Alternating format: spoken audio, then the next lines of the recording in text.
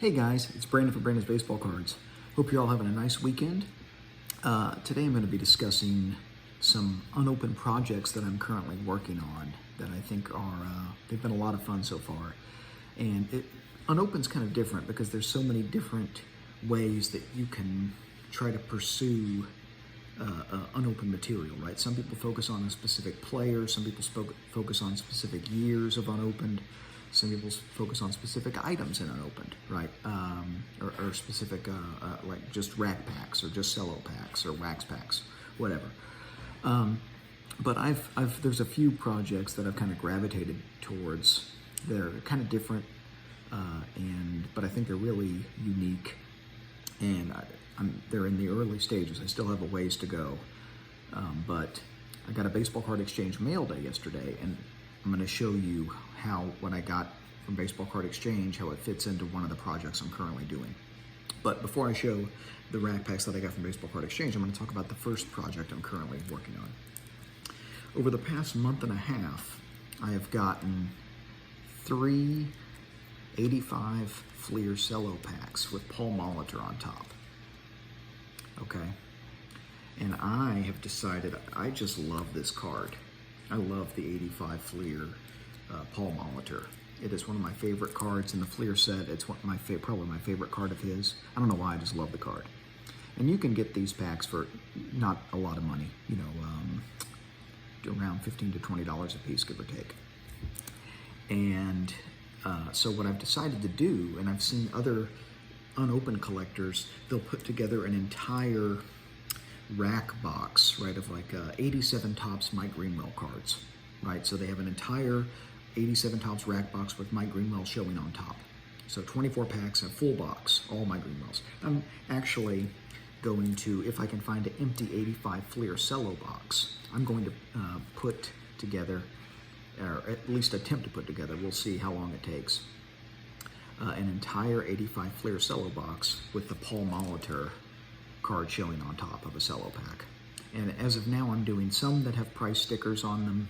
This one, it says Super X, 59 cents. I go back and forth with price stickers and this one, it clearly takes away from what you can see on the Molitor card, but I think it would be neat to at least have some of the packs have stickers on them, especially if it's from different stores. So if I can find a 85 Fleer cello with Molitor on top that has a 7-Eleven sticker on top or something. 7-Eleven used to sell baseball cards. I don't know if they still do, but they used to. So I think having some cards that have the price stickers on top would be cool, but then hopefully the majority of the packs in the box will be without the price stickers. So that is the first hobby project that I'm going to pursue, and again, it'll be whenever they come up, for sale on eBay or on Facebook. I'll buy them as they come in, and then at some point I've been asking around for an empty 85 Fleer cello box to buy to put the packs in. So far I haven't had any luck with that, but so far I have three Paul Molitor 85 Fleer cello packs, so 21 more, but still pretty cool. So I'm going to discuss the next project that I'm working on by just showing a pack that I've already shown on this channel, but it ties into my Baseball Card Exchange order from yesterday. And it's this 1976 Topps rack that has the Cubs Floating Heads team card on top, right? And the Cubs had this Floating Heads team card from off and on from 1971 to 1981. Okay, beginning with 1971 Topps, and there's a few years where they actually have a team photo team card like the other teams.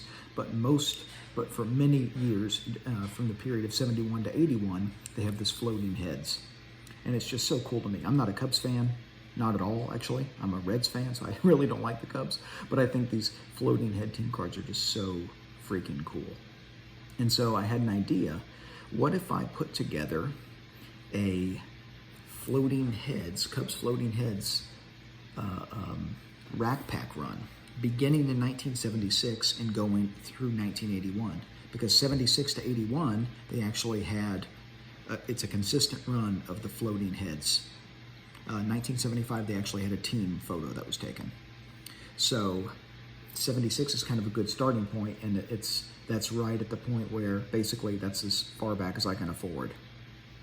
So I have this 76 that I've had for a while, but then I picked up in the unopened group on Facebook, and this came from Baseball Card Exchange yesterday, a 1980 with the Cubs floating heads on top. So now I have 76, 80, and from eBay, I got this 1981. So I have 76, 1980, 1981 Cubs floating heads team cards. Now I need 77, 78, and 79. So I'm halfway to completing this run that I'm going to go for. And so I've been asking around, trying to see if anybody has any 78 or 79 tops, floating heads, Cubs rack packs. Because I think it would be cool. 77 right now might be a little bit too much, but I could certainly swing a 78 or a 79. So I thought that was, it's neat, and the three together look really cool. At some point, 77 might be the toughest, because 77 racks are very scarce, and I know one guy that has a 77 with the Cubs floating heads on top, and he's not budging. He's not interested in selling, and I don't even know what I'd have to trade him to get it. So 77 might be a long shot, but it's a long-term project. It could take 3 or 4 years, maybe longer, to get that, to get the 3 racks to fill it in. But within a few months, or within, I guess I got this 76 rack, I got that in March, I think. So in the last 7 months, I've gotten half of this run. But I just decided this would be a fun, cool project for unopened. Now I have 2 other packs that I got that are they're just cool packs I got on eBay, and I love unique rack packs that have character, packs where there's an interesting combination of players showing, and in that manner, I got this 1981 Topps rack pack that has the Raleigh Fingers base card on top, and it also has the Raleigh Fingers, it's the leading fireman on top. So a double Raleigh Fingers 81 Topps rack pack. I just thought that was just too cool. I won this at auction, but just a cool pack. What are the odds of that? 2 Raleighs showing on top. Just cool. And the last one I'm going to show, this might actually be my favorite of the bunch that came yesterday. This is such a cool, unique pack. 1985 Donruss.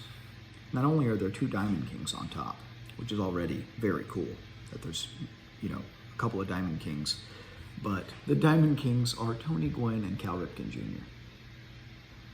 So how awesome is that? Tony Gwynn, Cal Ripken Jr. on top of an 85 Donruss rack. Just a beautiful bag. Absolutely can't beat it.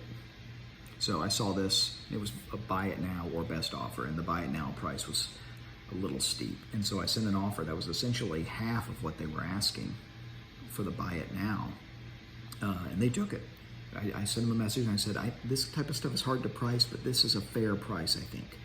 And then they accepted it. So sometimes, just being upfront with people, saying, I understand that you're trying to price something that's kind of tough, but here's what I can pay. Sometimes they'll accept it because they understand, it's the unopened market. It's not like other areas of the market. It's a little tough to price some of this stuff, but I just thought that was just an incredible pack. 2 Hall of Fame Diamond Kings on top.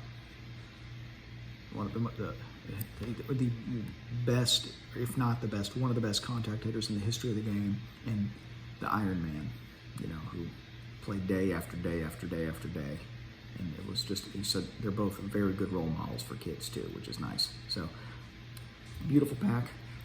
So, Cubs floating heads, 70s rack run, 85 Fleer, Paul Molitor cello packs, 2 fun projects, and then of course just picking up beautiful packs as I see them on eBay.